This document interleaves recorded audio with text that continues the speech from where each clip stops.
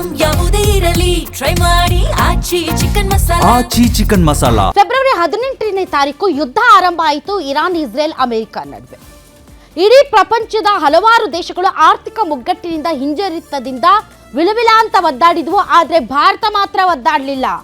ಯಾಕೆಂದ್ರೆ ಭಾರತದಲ್ಲಿ ಚುನಾವಣೆಗಳಿದ್ವು. ಭಾರತದಲ್ಲಿ ಚುನಾವಣೆಯ ವಾತಾವರಣ ರಂಗುರಂಗಾಗಿತ್ತು. ಚುನಾವಣೆಯ ರ್ಯಾಲಿಗಳಲ್ಲಿ, ಭಾಷಣಗಳಲ್ಲಿ ಎಲ್ಲಿಯೂ ಕೂಡ ಭಾರತದ ಆರ್ಥಿಕ ಪರಿಸ್ಥಿತಿ ಕಂಗೆಟ್ಟಿದೆ ಅಥವಾ ಭಾರತದ ಆರ್ಥಿಕ ಪರಿಸ್ಥಿತಿ ತುಂಬ ಆಘಾತಕ್ಕೊಳಗಾಗಿದೆ ಅನ್ನೋ ವಿಚಾರ ಯಾರೂ ಮಾತಾಡಲಿಲ್ಲ. ಯಾಕೆಂದರೆ ನಮಗೆ ಗೊತ್ತು ಪ್ರಧಾನಿ ಮೋದಿ ಹೈನಾ, ಅವರು ಎಲ್ಲವನ್ನೂ ಕೂಡ ಸಂಭಾಳಿಸ್ಬಿಡ್ತಾರೆ ಅನ್ನುವಂಥ ಒಂದು ಕಾನ್ಫಿಡೆನ್ಸ್ ಇತ್ತು. ಆ್ಯಂಡ್ ಪ್ರಧಾನಿ ಮೋದಿ ಅವರಾಗಲಿ ಅಥವಾ ನಮ್ಮ ದೇಶದ ಇತರೆ ಸಚಿವರುಗಳಾಗಲಿ ಅಥವಾ BJP ಸರ್ಕಾರವಾಗಲಿ ಎಲ್ಲೂ ಕೂಡ ಭಾರತದ ಆರ್ಥಿಕ ಪರಿಸ್ಥಿತಿಯ ಬಗ್ಗೆ ತುಟಿ ಪಿಟ್ಟಕ್ಕಂದಿಲ್ಲ, ದಿವ್ಯ ಮೌನ. ನಾವು ಅಂದ್ಕೊಂಡ್ವಿ ಇಡೀ ಪ್ರಪಂಚದಾದ್ಯಂತ ಆಘಾತ ಇದೆ, ಆದರೆ ಭಾರತಕ್ಕೆ ಯಾವುದೇ ತೊಂದರೆ ಇಲ್ಲ. ಭಾರತದಲ್ಲಿ ಸಿಕ್ಕಾಪಟ್ಟೆ ಆಹಾರದ ದಾಸ್ತಾನಿದೆ. ಭಾರತದಲ್ಲಿ ಗ್ಯಾಸ್ಗೆ ಕೊರತೆ ಇಲ್ಲ. ಭಾರತದಲ್ಲಿ ಪೆಟ್ರೋಲ್ ಡೀಸೆಲ್ಗೂ ಕೂಡ ಯಾವುದೇ ಕೊರತೆ ಇಲ್ಲ. ಯಾಕಂದರೆ ಅಡುಗೆಗಳ ಮೇಲೆ ಅಡುಗೆಗಳು ಬರ್ತಾ ಇದ್ವಲ್ಲ. ಆ್ಯಂಡ್ ನಮ್ಮ ದೇಶದ ಪ್ರಧಾನಿಯವರ ಒಂದು ರಾಜತಾಂತ್ರಿಕ ವ್ಯವಸ್ಥೆಯಲ್ಲಿ ವಿದೇಶಿ ನೀತಿ ಎಷ್ಟರ ಮಟ್ಟಿಗೆ ತುಂಬ ಸಕ್ಸಸ್ಫುಲ್ ಆಗಿದೆ ಅಂದರೆ ನಮ್ಮ ದೇಶಕ್ಕೆ ಯಾವುದೇ ರೀತಿಯಾದಂಥ ಹೊಡೆತ ಇಲ್ಲ ಅಂತ ನಾವೆಲ್ಲರೂ ಆರಾಮಾಗಿದ್ವಿ. ಚುನಾವಣೆ ಮುಗೀತು, ಹೊಸ ಸರ್ಕಾರಗಳು ಬಂದವು. ಇದ್ದಕ್ಕಿದ್ದಂತೆ ನಿನ್ನೆ ದೇಶದ ಪ್ರಧಾನಿ ಹೈದರಾಬಾದ್ನ ರ್ಯಾಲಿಯೊಂದರಲ್ಲಿ ಭಾಗವಹಿಸಿ ಮೇರೆ ಸಾಥಿಯೋ, ಕೊರೋನಾ ಟೈಮಲ್ಲಿ ನೀವು ವರ್ಕ್ ಫ್ರಮ್ ಹೋಮ್ ಮಾಡಿದ್ರಿ ಅಂದ ತಕ್ಷಣ ಎಲ್ಲರಿಗೂ ಡವಡವಡವ ಶುರುವಾಯಿತು. ಏನು ಹೇಳ್ತಾ ಇದ್ದಾರೆ ಸಾಹೇಬ್ರು ಅಂತ. ಯಾಕೆ ಅಂದರೆ ನೋಟ್ಬಂದಿ ಅಂದರು, ಅಡ್ಜಸ್ಟ್ ಮಾಡ್ಕೊಂಡ್ವಿ. ಕೊರೋನಾ ಟೈಮಲ್ಲಿ ಆಕ್ಸಿಜನ್ ಇಲ್ಲದೆ ಎಲ್ಲರೂ ಸತ್ತೋದ್ರು ಭಾಳ ಜನ. ನಾವು ಅಡ್ಜಸ್ಟ್ ಮಾಡ್ಕೊಂಡ್ವಿ, ಚಪ್ಪಾಳೆ ತಟ್ಟಿದ್ವಿ ಮತ್ತು ಏನೇನೋ ಮಾಡಿದ್ವಿ, ದೀಪ ಹಚ್ಚಿದ್ವಿ.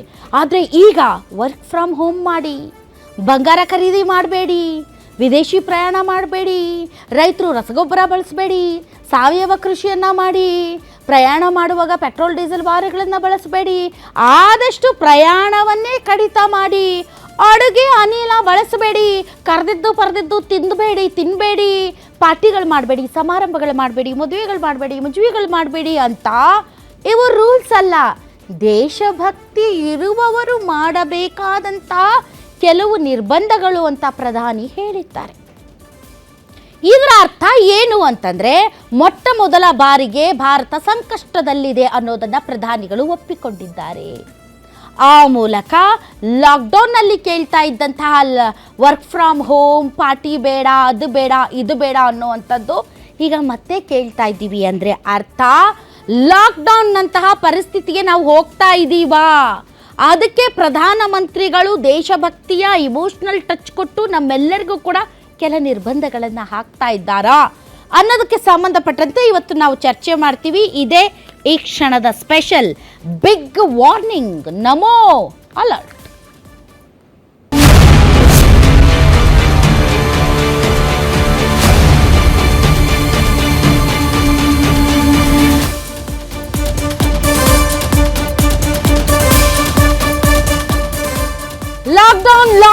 ಲಾಕ್ಡೌನ್ ಹೆದರಬೇಡಿ.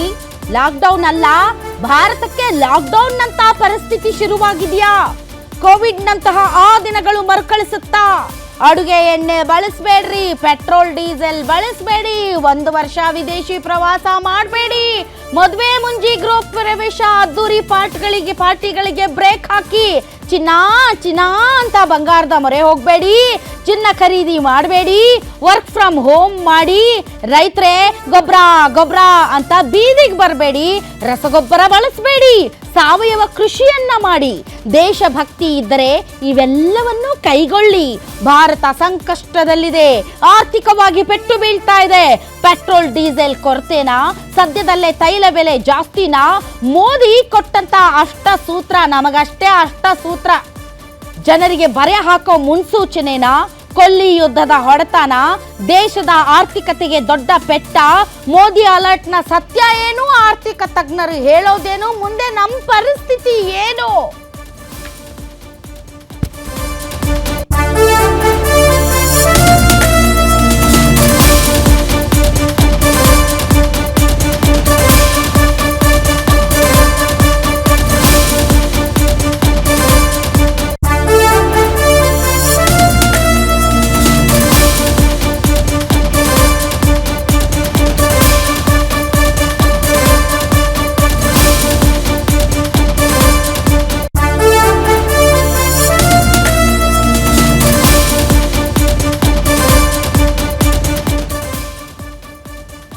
ಎಷ್ಟು ದಿನ ಮಲಗಿದ್ವಿ ನಾವೆಲ್ಲ, ಮಲಗಿಸಿದ್ರು ನಮ್ಮನ್ನ. ಯಾಕಂದ್ರೆ ಚುನಾವಣೆಗಳಿದ್ವಲ್ಲ, ಈಗ ಹೊಡೆದು ಎಬ್ಬಸ್ತಾ ಇದ್ದಾರೆ, ಸಂಕಷ್ಟದಲ್ಲಿದ್ದೀವಿ ಎಲ್ಲ ಪಾಲಿಸಿ ಅಂತ. ಹಾಗಾದ್ರೆ ಮೋದಿ ಸಾಹೇಬ್ರು ಏನು ಹೇಳಿದ್ದಾರೆ ಬನ್ನಿ ನೋಡೋಣ.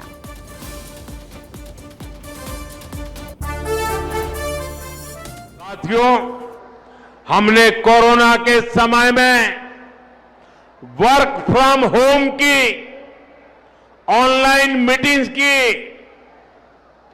वीडियो कॉन्फ्रेंस की, ऐसी अनेक व्यवस्थाएं विकसित की और हमें आदत भी हो गई थी। आज समय की मांग ऐसी है कि उन व्यवस्थाओं को हम फिर से शुरू करें तो वो देश हित में होगा। Work from home, online conferences, virtual meetings, इनको हमें फिर से प्राथमिकता देनी है। साथियों, आज जो संकट है उसमें हमें विदेशी मुद्रा बचाने पर भी बहुत जोर देना होगा, क्योंकि दुनिया में पेट्रोल डीजल इतना ज्यादा महंगा हो गया है, पहले से कई गुना ज्यादा कीमतें बढ़ गई है।